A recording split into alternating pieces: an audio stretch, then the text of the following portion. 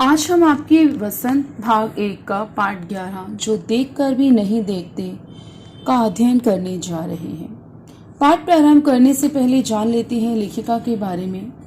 प्रस्तुत पाठ की लेखिका हेलेन केलर जी हैं। हेलेन केलर जी जब 1.5 वर्ष की थी तो बचपन की एक गंभीर बीमारी की वजह से उनकी देखने और सुनने की शक्ति जाती रही, लेकिन उन्होंने हार नहीं मानी। कॉलेज के दिनों में ही प्रकाशित अपनी आत्मकथा स्टोरी ऑफ लाइफ में वे लिखती हैं, मुझे ये तो याद नहीं कि ऐसा कैसे हुआ, लेकिन ऐसा लगता था कि रात कभी खत्म क्यों नहीं होती और सुबह क्यों नहीं आती। दुनिया की सभी भाषाओं में इस किताब के अनुवाद हुए। इसके अलावा भी उनकी 10 पुस्तकें और सैकड़ों लेख प्रकाशित हुए। उन्होंने दुनिया भर में घूम घूमकर अपने जैसे लोगों के अधिकारों और विश्व शांति के लिए काम किया। हेलेन केलर भारत भी आई थी। लेखिका का मानना है कि वे व्यक्ति जिन्हें ईश्वर ने दृष्टि का आशीर्वाद प्रदान किया है, देखने की क्षमता प्रदान की है, वे उन व्यक्तियों की अपेक्षा बहुत कम देखते हैं जो कि नेत्रहीन होते हैं। प्रस्तुत पाठ में भी लेखिका ने अपने मित्र के माध्यम से यही बताना चाहा है।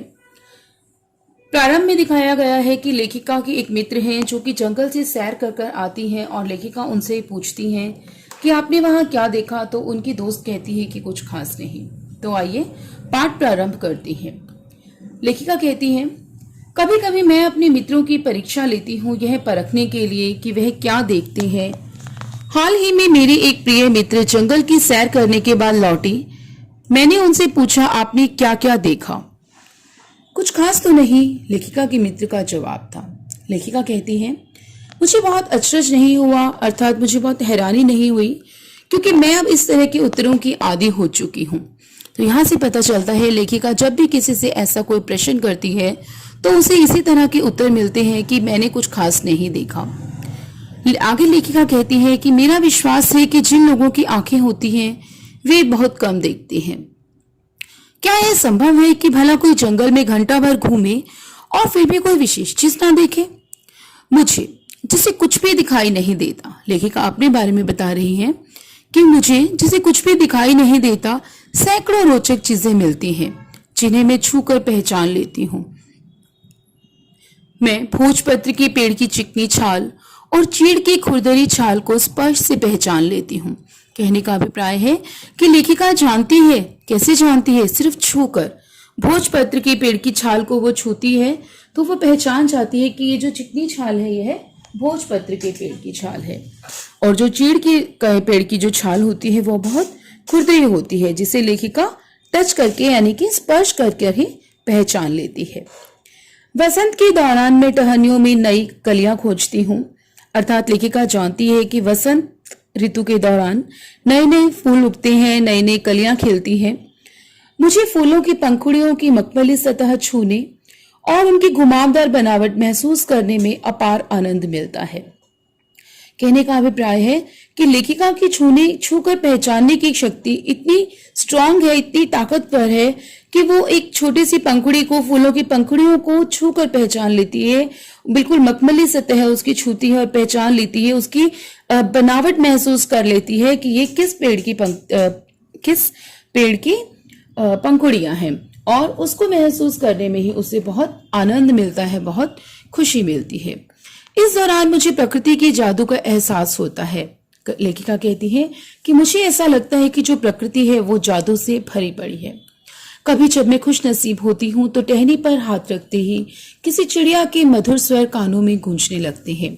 यद्यपि प्रारंभ में आपको बताया गया है कि लेखिका की देखने और सुनने दोनों की ही शक्ति जाती रही है, फिर भी लेखिका कहती है कि जब मैं खुश नसीब होती हूँ, यानी कि जब उसकी इंटरनल पावर, जो आंतरिक शक्ति है उसकी बहुत ज्यादा स्ट्रांग होती है, बहुत ज्यादा स्ट्रांग होती है, तो वो कहती है कि जब मैं किसी टहनी पर हाथ रखती हूँ तो हाथ रखते ही जब किसी चिड़िया के मधुर स्वर, यानी कि जब वो एक मधुर स्वरों में चहचहाती है, मेरे कानों में स्वर पड़ते हैं, तो लेखिका की जो आंतरिक शक्ति है वो इतनी ताकतवर होती है कि उसे लगता है कि हाँ, मैं ये जो गूंज के स्वर हैं, चिड़िया की चहचहाहट के स्वर हैं, मैं इन्हें सुन पा रही हूँ। अपनी उंगलियों के बीच झरने के पानी को बहते हुए महसूस कर मैं आनंदित हो उठती हूँ। आगे लेखिका कहती है कि जब झरनों से पानी बहता है तो मैं उस पानी के बीच में अपनी उंगलियां डाल लेती हूँ और मैं उस झरने को देख नहीं सकती, उस पानी की धार को देख नहीं सकती, लेकिन जो एक अलौकिक आनंद मुझे मिलता है, अपार आनंद मुझे मिलता है, उसे मैं महसूस कर सकती हूँ। मुझे चिड़की फैली पत्तियां या घास का मैदान किसी भी महंगे कालीन से अधिक प्रिय है। बदलते हुए मौसम का समा मेरे जीवन में एक नया रंग और खुशियां भर जाता है। अर्थात लेखिका यह भी जान जाती है कि अब ऋतु परिवर्तन हो रहा है, अब ग्रीष्म ऋतु है, शीत ऋतु है, पतझड़ ऋतु है या शरद ऋतु है। तो लेखिका कहती है जब भी मौसम बदलता है तो उस मौसम का जो समा होता है वो मेरे जीवन को खुशियों से भर जाता है। अर्थात मैं बहुत ज्यादा प्रसन्न होती हूँ क्योंकि मैं उस बदलते हुए मौसम को महसूस करती हूँ, दिल से महसूस करती हूँ मैं उसे। कभी कभी मेरा दिल इन चीजों को देखने के लिए मचल उठता है। अगर मुझे इन चीजों को सिर्फ छूने भर में इतनी खुशी मिलती है तो उनकी सुंदरता देखकर तो मेरा मन मुग्ध ही हो जाएगा। लेखिका कहती है कि इन चीजों को छूने से मैं इतनी प्रसन्न होती हूँ, इतनी खुश होती हूँ, तो मेरा दिल करता है कि काश कभी मैं इन चीजों को भी देख पाती। मेरा दिल मचल जाता है, मैं बड़ी बेचैन हो जाती हूँ कि काश मैं भी इन सभी चीजों को देख पाती। और मैं सोचती हूँ कि अगर छूने से मुझे इतनी खुशी मिल रही है तो इनकी सुंदरता को देखकर तो मैं बहुत ही ज्यादा मुग्ध हो जाऊंगी, बहुत मेरा मन जो है बहुत ही प्रसन्न हो जाएगा। आगे की लेखिका कहती है कि मैं यह महसूस करती हूँ कि जिन लोगों की आंखें हैं वे सचमुच बहुत कम देखते हैं।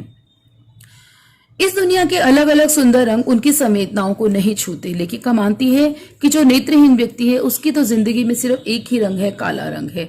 लेकिन जो इस दुनिया जो प्रकृति है अलग अलग रंगों से भरी पड़ी है, इस दुनिया में अलग अलग रंग है, वो मनुष्य की संवेदनाओं को नहीं छू पाते। अर्थात मनुष्य इतना संवेदनशील प्राणी होते हुए भी अपनी दृष्टि का पूर्ण रूप से प्रयोग नहीं करता और जो बहुत सुंदर सुंदर रंग प्रकृति में है वो मनुष्य की संवेदनाओं को नहीं छू पाते।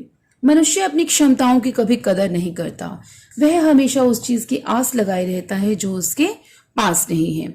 लेखिका यहाँ समझाने का प्रयास कर रही है कि मनुष्य जो है कभी भी भगवान की दी हुई जो भी उसके आशीर्वाद है, जो भी उसके वरदान है, वह कभी भी उनकी कदर नहीं करता। मनुष्य कभी भी अपनी क्षमताएं, जो उसको क्षमता प्रदान की है ईश्वर ने, वह कभी भी उसकी कदर नहीं करता, वह उसकी महत्ता को नहीं जानता। वह तो सिर्फ एक ही दुख लगाए रखता है, किस चीज का? जो चीज उसके पास नहीं होती है। आगे लेखिका कहती है कि यह कितनी दुख की बात है कि दृष्टि के आशीर्वाद को लोग एक साधारण सी चीज समझते हैं।